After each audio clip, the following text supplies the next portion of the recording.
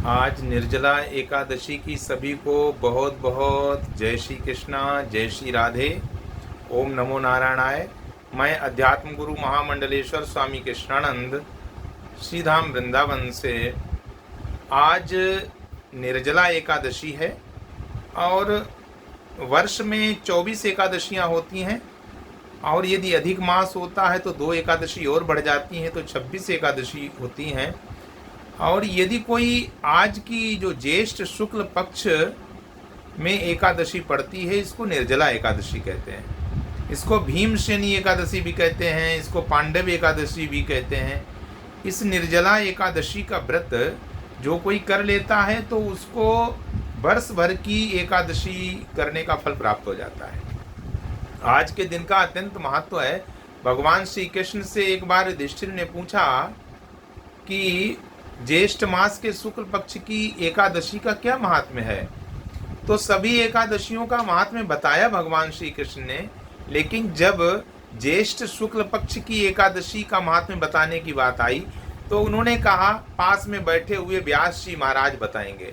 ये सब समस्त शास्त्रों के, पुराणों के, वेदों के वेदता हैं।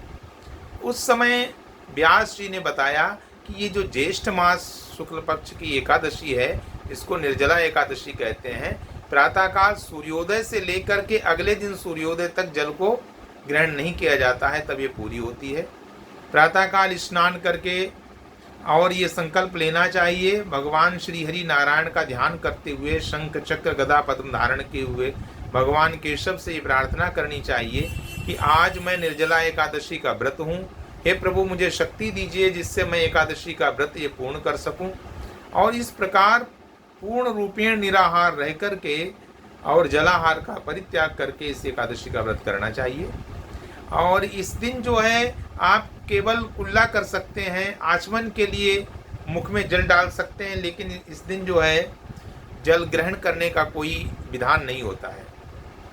एकादशी वाले दिन देखो अन्न का भक्षण नहीं करना चाहिए। हमारे शास्त्र कहते हैं कि एकादशी वाले दिन अन्न में पाप का निवास हो जाता है। तो हमारे पद्म पुराण में भी आया है कि एकादश्याम दिने योन्नम भुंक्ते पापम भुनक्ति च। एकादशी वाले दिन जो अन्न का भक्षण करता है वो पाप का ही भक्षण करता है। ये लोके च चांडालो और मृतः प्राप्नोति दुर्गतिम। इस लोक में वो चांडाल के समान रहता है और मरने के बाद में उसकी दुर्गति होती है, अधोगति होती है, नरक में जाता है। तो इसलिए ये जो एकादशी का व्रत है ज्येष्ठ शुक्ल द्वादशी में, ज्येष्ठ शुक्ल द्वादशी प्रधान एकादशी का व्रत, इसको अवश्य करना चाहिए। इससे व्यक्ति सभी पापों का विनाश हो जाता है। और एकादशी का व्रत पूर्ण हो तो अगले दिन ब्राह्मणों को बहुत अच्छे प्रकार से भोजन कराना चाहिए।